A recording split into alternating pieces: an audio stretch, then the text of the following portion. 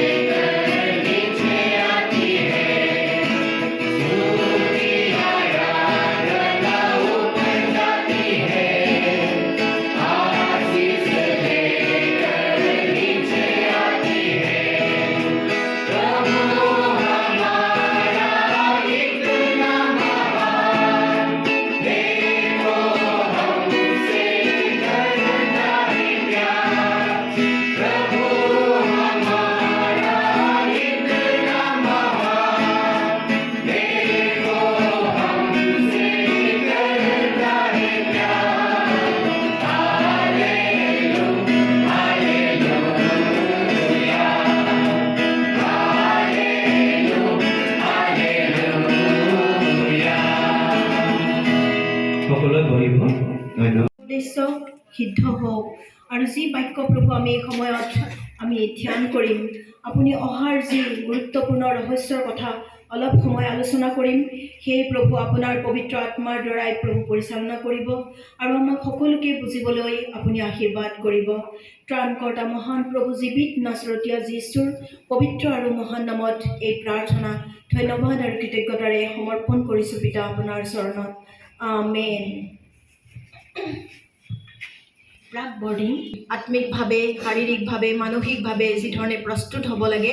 এই প্ৰস্তুতিৰ এটা পৰ্ব। লগতে এই কাৰ্যসূচীৰ প্ৰস্তুতিকৰণৰ মাজতেও আৰু এটা উদ্দেশ্যও আছে। প্ৰভু যীশুখ্ৰীষ্টৰ প্ৰথমবাৰ আগমন হৈছিলে পৃথিৱীলৈ মানুহৰ আকাৰত, ঈশ্বৰৰ যি আবিৰ্ভাৱ, সেই উদ্দেশ্য সোঁৱৰণ কৰি প্ৰভুৰ জন্মদিন সোঁৱৰণ কৰিবলৈ প্ৰস্তুত হোৱাৰ লগতে এই জনা প্ৰভু যীশুৱে যে দ্বিতীয়বাৰলৈ ছেকেণ্ড কামিং বা দ্বিতীয়বাৰ পুনৰ আগমন হ'ব, সেই কথালৈও প্ৰস্তুত হ'বলৈ আমাক শিক্ষা দিয়ে বা আমাক সোঁৱৰায়। আৰু সেইকাৰণে এডভেণ্ট খ্ৰীষ্টমাছ বা প্ৰাক বৰদিন এক বিশেষ প্ৰস্তুতিৰ পৰ্ব, য'ত দুটা উদ্দেশ্য নিহিত থাকে। আৰু অনেক জন্মদিনবিলাক আমি উদযাপন কৰা দেখি থাকোঁ। আমাৰ এই অসমতে হওক বা ভাৰতবৰ্ষতে হওক বা গোটেই বিশ্বতে হওক, বিভিন্ন জাতি প্ৰজাতিয়ে বিশেষ বিশেষ ব্যক্তিৰ জন্মদিন পালন কৰে আমি দেখিছোঁ। কিন্তু প্ৰভু যীশুখ্ৰীষ্টৰ জন্মদিন উদযাপনৰ এক বিশেষত্ব আছে। তাত জাতি ধৰ্ম নিৰ্বিশেষে সকলোৱে একে সময়ত আনন্দিত হয় আমি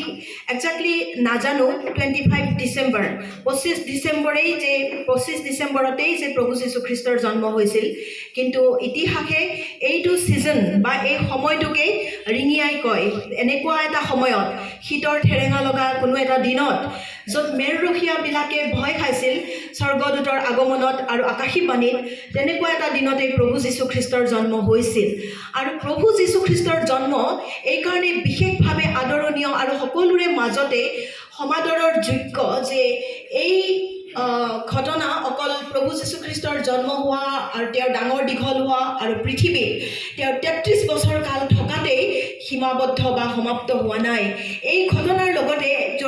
জড়িত আছে এক বিশেষ ঘটনা যিটো আমাৰ কাৰণে সবাতোকৈ ডাঙৰ আশাৰ কথা সেইকাৰণে লুক 2 অধ্যায় পবিত্ৰ বাইবেল শাস্ত্ৰত লুক 2 অধ্যায় 10 পদত 8 পৰা 10 পদত এইকাৰণে স্বৰ্গদূতবিলাকে কৈছিলে যে মই তোমালোকৰ কাৰণে এক মহান শুভবাৰ্তা আনো গুড নিউজ অফ গ্ৰেট জয় মহা আনন্দৰ শুভবাৰ্তা এইকাৰণে মহা আনন্দৰ শুভবাৰ্তা যে প্ৰভু যীশুখ্ৰীষ্ট এই পৃথিৱীলৈ আহিবলগীয়া এটা উদ্দেশ্য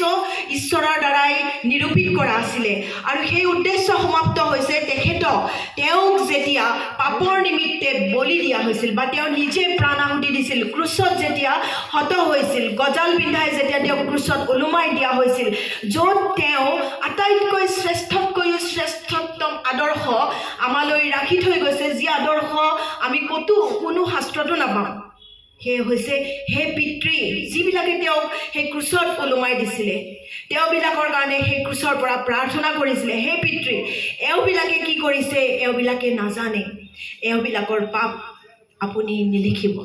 এওঁবিলাকক ক্ষমা কৰক আৰু সেই মৃত্যুতহে কবৰস্থ হৈ নাথাকিল 3 দিনৰ দিনা তেওঁ পুনৰ জি উঠি 40 দিন পৰ্যন্তলৈকে শিষ্যবিলাকৰ লগত কথোপকথন কৰিছিলে দেখা দিছিলে তেওঁবিলাকৰ লগত ভোজন পান কৰিছিলে 40 দিন পৰ্যন্তলৈকে তাৰপিছতহে তেওঁৰ স্বৰ্গাৰোহণ হৈছিল আৰু ইয়াৰ এই গোটেই ঘটনা প্ৰক্ৰিয়াৰ